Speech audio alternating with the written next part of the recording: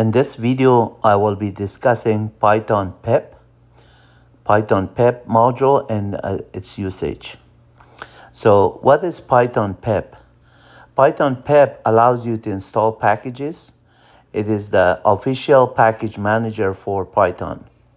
It allows you to install packages, it allows you to upgrade packages, and also remove packages. So those are the features of PIP. Let's get started with PIP. To know the Python version or the PIP version, if you are interested to know the PIP version, you type in pip -- version. Similarly, if you are looking for Python version, you type Python -- version. And PIP 3 -- version is similar to PIP. It is just for version 3. And then you can also upgrade your PIP version by typing Python -m for module. PIP is the module in this case, and the argument to PIP is install with the flag -- upgrade PIP. This will upgrade your PIP to the current version of PIP on your system. There are essential PIP commands that I'm going to be discussing. One of them is pip install package name. In this case, the package name could be NumPy, could be any third-party packages, for example, request, pandas, and so on. And then you can install also from the requirement file that earlier you created by doing a pip freeze. And then whatever was the version of those packages that you put it into a requirement.txt file by doing a pip freeze, and then you just install it from using this file. So pip install -r, and then the requirement file name is install all the packages inside the requirement.txt. And then also you can install a particular specific version. For example, pip install package, whatever is the package name, like NumPy is equal, and then the version number for the NumPy. Similarly for pandas is equal the version that you're looking at. On both Linux and Windows and Mac, when you run the pip list, it lists all installed packages on your system. But if you're looking on the Mac, you have to grep out grep meaning global regular expression print for a string like NumPy to list only NumPy. And you can also use on Linux egrep, which stands for extended global regular expression print, and that also you could do multiple package name like pandas, pipe it to like or request or NumPy, and then it will search it. If you want to use equivalent to egrep on PowerShell is find a string /i, find str/i, I meaning ignore case. And then you can do similar on DOS with using find, but it will not do extended grep. It will do just a grep command. So extended grep, which is in Linux, multiple string, you could search it with find string. And then top packages that you should know for students. If you're a student, these are some of the top packages that you should know. For example, request makes HTTP request easily. And you can install it by using pip install requests.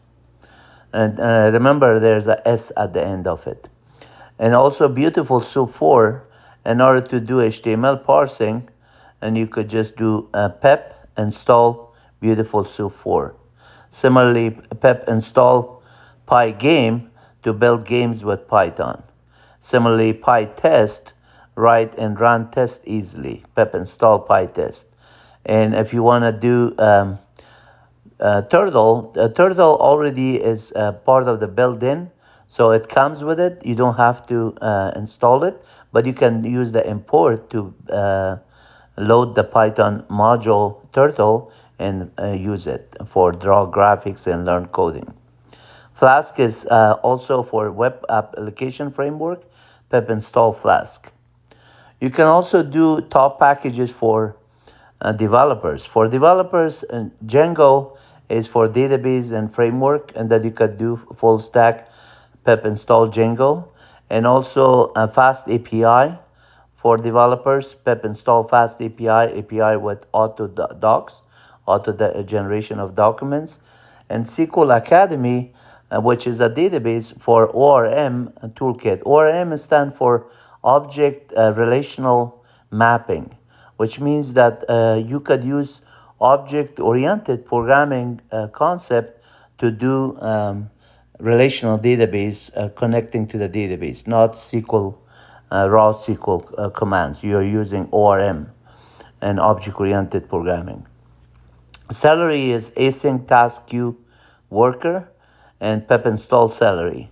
Similarly, Pydantic, also data validation and setting, and you do pip install Pydantic.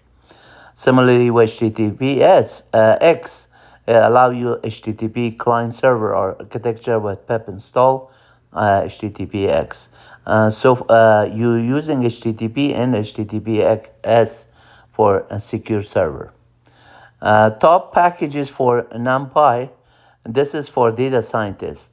So you're using NumPy, one of them, pip install NumPy to install it, and import NumPy as NP when you're actually inside of your Python to just code it.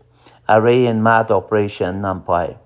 So pandas data frame and analysis, you do pip install pandas. Similarly, for matplotlib to draw and do visualization plotting, you do pip install matplotlib.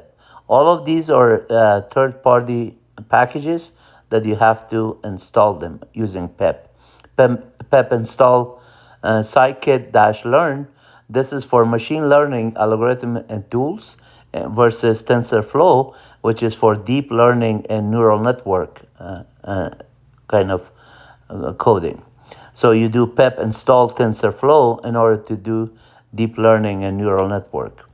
Also, Seaborn is a statistical data visualization. You are using this module to do some kind of data scientist work, data sets and visualization similar to R language, which is also allow you. Watch my other videos on these topics. I have already built a lot of videos on Python and R and data structures, object-oriented. You will learn a lot from it. Virtual environments. Why use virtual environment? Virtual environment benefits are isolated project dependencies, avoid version conflicts between projects, easily share project requirements. So in order to create one, you create using Python-M. The module name is VENV, virtual environment, and then the name of the virtual environment, which would be a directory you create, is called MyENV in this case. And then you source the mynv/bin activate file on Mac or Linux, and then on Windows you could do the same thing for the bash .batch file. And then save requirements, how you save the requirements of existing modules that are installed with a specific version. You just run pip freeze requirement.txt. The requirement.txt is the default name. You can use any file name, but remember when you do pip-r for pip install -r from that requirement, you have to give that file name. And then also for activating, you do myenv script activate. And then installing a package, pip install request pandas. Deactivating is deactivate. Managing dependencies. Sometimes on the requirement.txt, you have all the dependencies written. Based on that one, you just are using it. And the pip freeze is requirement.txt. That's how you save the requirement with all that information. And then when you install it, you say pip install -r requirements. It will install all the packages from that one. And then pip show request, it shows the actual request modules in detail. Pip uninstall request to uninstall it. Search PEP search keyword is to search for a keyword on this one. And pro tips, always use a requirement.txt file in every project that makes collaboration and development seamless. In order to install packages, you could also use this cheat sheet that I provide you. PEP install package name followed by a specific version. PEP install package name is equal the version number. And if you say minimum version, you type in PEP install package has to be greater or equal to 2.0, for example. Upgrading is you just specify the dash uppercase U, PEP install dash U, and then package name. And if you list it, you just do the list PEP list. Remember the Linux version, you could do grep or egrep. On the Windows DOS, you use find/I and then also find str to use a multiple grep, like egrep of Linux. Package detail, you can use the package show followed by the package name. Package check also checks for the conflicts. Find old version, you say pep list -- outdated. That will give you the outdated version. So I want to thank you for watching and learning with us. And also thank you for subscribing to our channel. I have two channels here. One is the English version, which is youtube.com at MyWebUniversity. Please subscribe. And then also the second one is in Dari, youtube.com at MyWebUniversity Dari, which is in Dari, Afghanistan. Please subscribe, and I would love to see your comments. Take care. God bless you all. Bye.